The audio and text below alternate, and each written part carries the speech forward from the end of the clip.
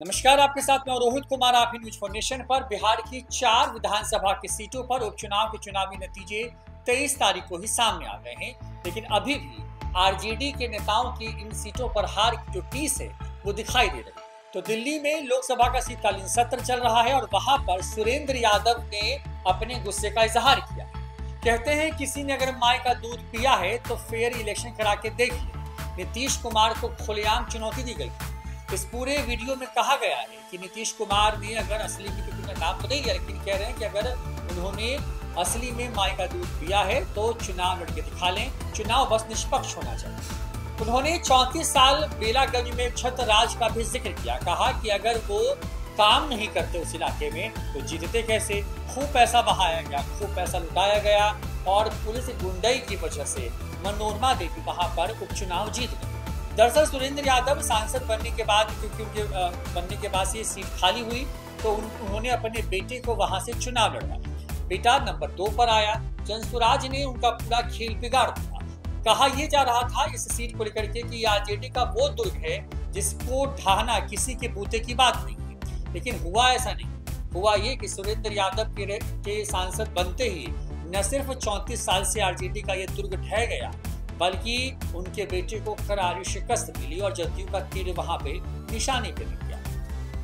आपको सब कुछ बताएंगे, लेकिन सुरेंद्र यादव ने क्या क्या कहा ये आपको पहले बताते हैं और बेलागंज में क्या क्या हुआ फिर वो भी समझाएंगे। दरअसल सुरेंद्र यादव लोकसभा के सदस्य हैं, तो वहां पर उन्होंने मीडिया से बातचीत की और बातचीत में उनके अंदर का जो गुस्सा है वो उनके शब्दों में जो है नजर आया। बेहद तल्ख और अमर्यादित शब्दों का इस्तेमाल करते हुए सुरेंद्र यादव ने बहुत सारी बातें की। सुरेंद्र यादव ने सीधे मुख्य तौर पर मुख्यमंत्री नीतीश कुमार को ललकारा। कहा कि बस वही नहीं, उनके कैबिनेट का कोई मंत्री, कोई विधायक भी अगर चाहता है तो निष्पक्ष चुनाव करा के देख ले, फरियाद जो है जनता जवाब दे देगी। हम जीत के आएंगे, अगर नहीं जीतते हैं तो हम पूरी तरह जो है अपने राजनीतिक जीवन से संन्यास ले लेंगे और लोकसभा के सदस्य के तौर पर जो है इस्तीफा दे देंगे। सुरेंद्र यादव का तो पहला बयान नहीं है। इसके पहले भी जब उपचुनाव की घोषणा हुई तो उस सीट पर डंके की चोट पर सुरेंद्र यादव यही कहते रहे कि वहां से उनके बेटे चुनाव जीतेंगे, अगर चुनाव नहीं जीतते हैं तो वो संन्यास ले लेंगे। लेकिन देखिए बाद में चुनाव के नतीजे क्या है वो सबके सामने है। उसके बाद सुरेंद्र यादव ने पलटी मार ली है और अब निष्पक्ष चुनाव कराए जाने की बात है। सुरेंद्र यादव ने जिन बातों को कहा है उसमें कहते हैं कि 34 साल से वो एक छत्र बेलागंज की जनता उनको जिता रही है। इसके पीछे यही है कि उन्होंने काम किया। सुरेंद्र यादव आगे कहते हैं कि 20 साल से बिहार में नीतीश कुमार की सरकार है, लेकिन ऐसा चुनाव इसके पहले कभी नहीं हुआ। नीतीश कुमार की सरकार को चिल्लू भर पानी में डूब पड़ना चाहिए। सुरेंद्र यादव कहते हैं कि कांग्रेस के जमाने में चुनाव निष्पक्ष होता था। सुरेंद्र यादव आगे इसी बात को जोड़ते हुए कहते हैं कि गुंडागर्दी जो है पुलिस वालों ने की, पुलिस गुंडई की वजह से चुनावी नतीजे ऐसे आए और खूब पैसा भी बरसाया गया। उसके बाद सुरेंद्र यादव कहते हैं कि माई का दूध पिया है तो चुनाव करा ले, चुनौती देता। सुरेंद्र यादव दरअसल इस बात से नाराज हैं कि क्योंकि बिहार की कुछ चुनिंदा सीटें ही हैं जहां पर आरजेडी की जीत लगभग गारंटेड रही है, लेकिन इस बार ऐसा नहीं हुआ और इस सीट पर सुरेंद्र यादव के बेटे को चुनाव हारना पड़ा। यहाँ से मनोरमा देवी चुनाव जीत गई। बड़ी बात यह है कि जो जीत और हार का अंतर था उसमें मनोरमा देवी को जो वोट आया उससे विश्वनाथ कुमार सिंह, सुरेंद्र यादव के बेटे हैं, उनको 21,351 वोट जो है 91 वोट जो है माफ कीजिएगा वो कम आए। मनोरमा देवी ने कुल जो वोट उनके पक्ष में आए गिनती के बाद वो थे 73,334, जबकि विश्वनाथ यादव या विश्वनाथ कुमार सिंह आप कह लीजिए उनको आए 51,943, जबकि 3 नंबर पर इनका पूरा खेल बिगाड़ते हुए नजर आए जनसुराज के मोहम्मद अमजद, और मोहम्मद अमजद को जो कुल वोट आए वो 17,285 आए। अब गणित देखिए तो जितने से वो चुनाव हारते हैं लगभग जो है उतना ही वोट काटने में जनसुराज के प्रत्याशी कामयाब होते हैं। हालांकि 2000 जो और वोट अगर उनको आते तब वो लगभग बराबरी पे रहते। सुरेंद्र यादव के बेटे विश्वनाथ यादव चुनाव हार गए और इसके बाद से जो है सुरेंद्र यादव का जो गुस्सा है वो निकल रहा है और वो ये भी कहते हैं कि प्रशांत किशोर में कोई दम नहीं है, वो उनकी वजह से उनका बेटा चुनाव हार गया। अगर वो चुनाव नहीं लड़ते तो उनका बेटा चुनाव जीता। ये भी कहते हैं सुरेंद्र यादव कि 2025 विधानसभा चुनाव में एक भी सीट जो है वो जनसुराज पार्टी को नहीं आने जा रही है। हाँ, वो चुनाव हरवा जरूर सकते हैं।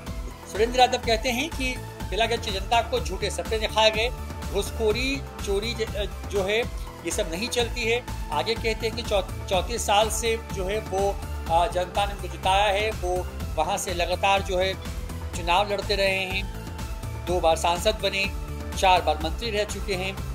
लेकिन इन तमाम चीज़ों को लेकर के ये सुरेंद्र यादव गुस्से का इजहार करते हैं। सुरेंद्र यादव क्योंकि जब उनसे सवाल पूछा जाता है कि क्या वहाँ पर एमवाई का तलस्म जो था वो भी टूट गया, दरक गया, तो इस पर वो गुस्से में आ जाते हैं और केंद्र की मोदी सरकार को वक्फ बोर्ड के मामले पर घेरते हैं। कहते हैं कि जब तक वो जिंदा है तब तक किसी भी कीमत पर वक्फ बोर्ड कानून जो वो पास नहीं होगा। ये भी कहते हैं कि अगर वो पारित हो गया तो वो इसी संसद में आत्मदाह कर लेंगे। जाहिर तौर पर अपने बेटे की चुनावी हार को लेकर के जो है उनको जो मलाल है वो उनके शब्द नजर आ रहा है।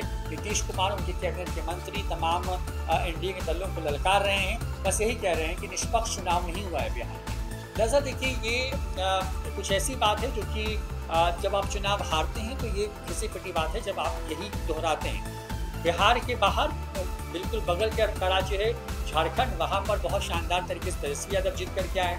वहाँ पर हेमंत सोरेन ने सरकार बना ली है, मुख्यमंत्री का शपथ ग्रहण भी हो चुका है। वहाँ पर ईवीएम में कोई दिक्कत नहीं थी, लेकिन महाराष्ट्र के मामले पर खूब दिक्कत है और इसको लेकर के लगातार कहा जा रहा है। ऐसा ही राग अलापते नजर आए विरोधी खेमा जब हरियाणा में चुनावी नतीजे आए और वहाँ पर बीजेपी तीसरी बार सत्ता में आने में कामयाब हुई। और कुछ इसी तरह की बात बिहार के उपचुनाव को लेकर के भी कहा जा रहा है। साल 2025 के अक्टूबर-नवंबर में बिहार विधानसभा के चुनाव हो सकते हैं अगर सब कुछ सही चलता है तो। बड़ी बात यह है कि उसके पहले के इन 4 सीटों पर हुए उपचुनाव को सेमीफाइनल के तौर पर देखा जा रहा था।